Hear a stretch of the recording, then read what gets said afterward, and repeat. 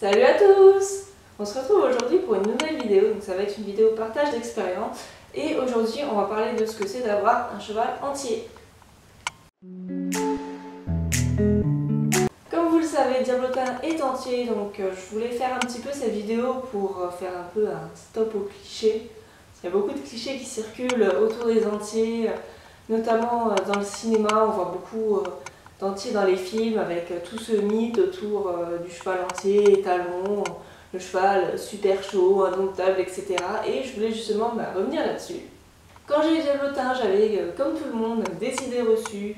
Ceux autour de moi en avaient aussi, et du coup il y avait beaucoup de clichés, de remarques, parce que les gens ne savent pas ce que c'est un entier souvent, et donc on retrouve toujours les mêmes idées, que c'est des chevaux qui sont omnubilés par la reproduction, que c'est des monstres indomptables qui ne font pas s'entendre avec d'autres chevaux, etc. Alors que pas du tout. Enfin, moi mon cheval on le regardait un peu comme un monstre quand il arrive dans sa première écurie, alors que voilà, c'est vrai, il avait une petite particularité, on va dire, mais c'était pas que ça, quoi. Les gens le résumaient à ça, je trouve ça très dommage. Après, forcément, il y a un petit fond de vrai. C'est des chevaux qui sont effectivement titillés par leurs hormones, c'est normal, on peut pas trop leur en vouloir.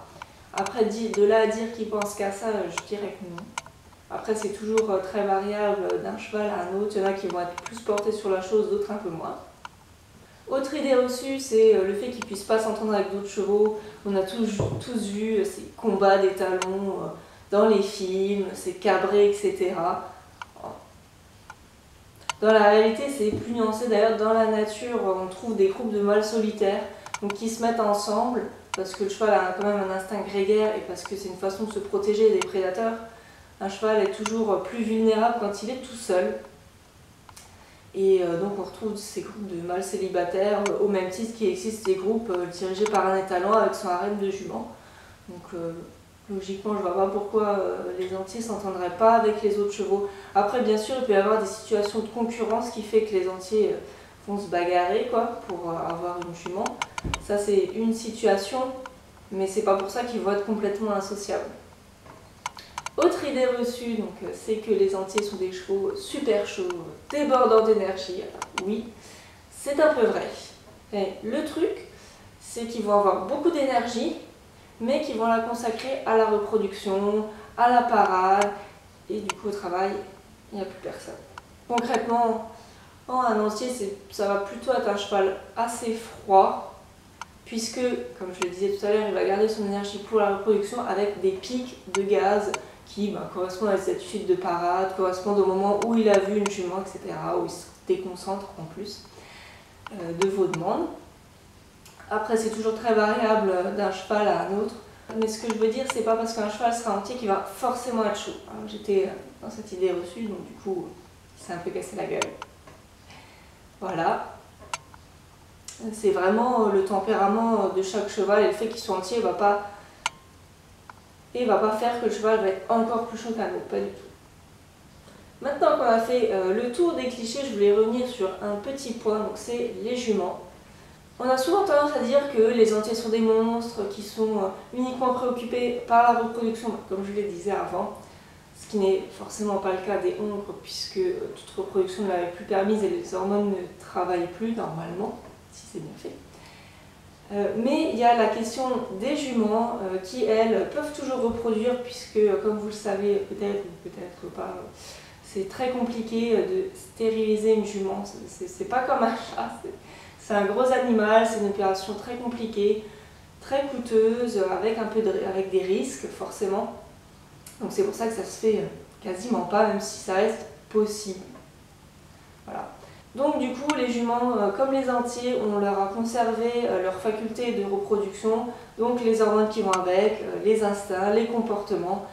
Et malheureusement, souvent les juments ne sont pas considérés de la même manière que les entiers. Mais souvent quand il y a des accidents, on va souvent dire que c'est la faute de l'entier, etc. Alors que les juments ont elles aussi des instincts qui peuvent les amener à faire des bêtises, à casser les clôtures, à sauver pour rejoindre l'entier, etc. Et donc je vous mets dans la barre d'infos un très bon article sur le sujet, que j'avais trouvé un peu par hasard et qui établit un peu l'équilibre. Maintenant qu'on a fait table rase des clichés, Je voudrais vous parler un peu des vraies particularités d'un entier. Donc c'est mon expérience, c'est ce que j'en ai vu avec Diablotin puisque je l'ai depuis 2 ans et demi. Alors il s'est réveillé assez tardivement, il a commencé à avoir des comportements d'entier seulement l'été dernier. La première chose à savoir sur l'entier, c'est que l'entier dans un groupe de chevaux, notamment dans un harem avec des juments, a un rôle de surveillance et de protection, et pas seulement de reproduction. Et du coup, il va avoir tendance à se déconcentrer, à toujours regarder autour de lui au cas où il y aurait des dangers potentiels. Et donc du coup, il faut bien faire attention quand on est avec un entier à bien le reconnecter vers soi, à bien réattirer son attention, parce que sinon ça ne sert à rien de travailler sur la relation du cheval. On retrouve aussi chez les entiers, contrairement aux mongrels et aux juments, ce qui paraît normal, des attitudes de parade, de séduction. Donc, ça va être des attitudes où le cheval va commencer à trottiner. Autre chose, c'est le grand intérêt des entiers pour les crottins. Alors le principe, c'est qu'ils vont sentir les crottins, avancer un peu et faire dessus. Parce qu'un cheval Parce que normalement le chef du groupe, le dominant, il fait les crottins au-dessus de tout le monde. Donc quand il voit un crottin, il se sent obligé de marquer qu'il est le dominant. Il faut qu'il fasse le crottin juste au-dessus, ce qui est un peu embêtant. On retrouve aussi le flemen, donc c'est ça.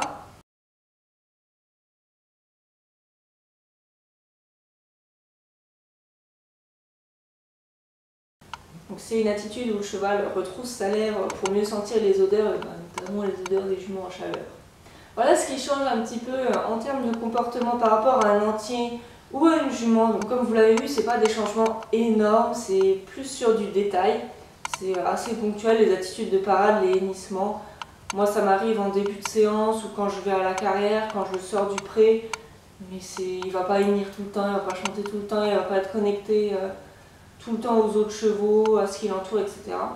Voilà, c'est vraiment pas si radicalement différent d'un cheval hongre ou d'une jument. Après, par contre, si on creuse plus en profondeur, il y a 2 choses à préciser.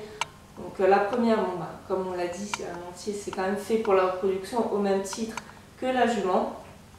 Donc, c'est des chevaux qui vont être travaillés par leurs hormones, donc ça peut créer de la frustration si le cheval ne saillit pas. Bref, c'est toujours valable d'un individu à un autre. Ça peut créer aussi des situations de stress où on peut voir des chevaux fondre très rapidement parce qu'ils sont en état d'excitation, parce qu'ils trottinent dans leur champ, etc.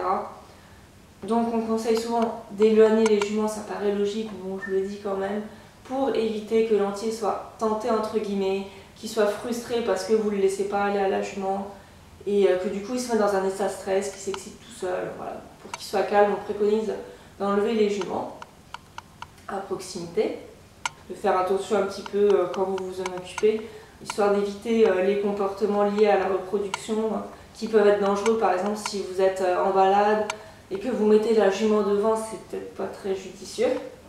Donc on arrive maintenant à la partie où je vais vous donner mon avis sur la question. On voit beaucoup d'avis divergents sur les entiers. Il y en a qui vont dire c'est pas normal de castrer un cheval, c'est pas naturel, etc.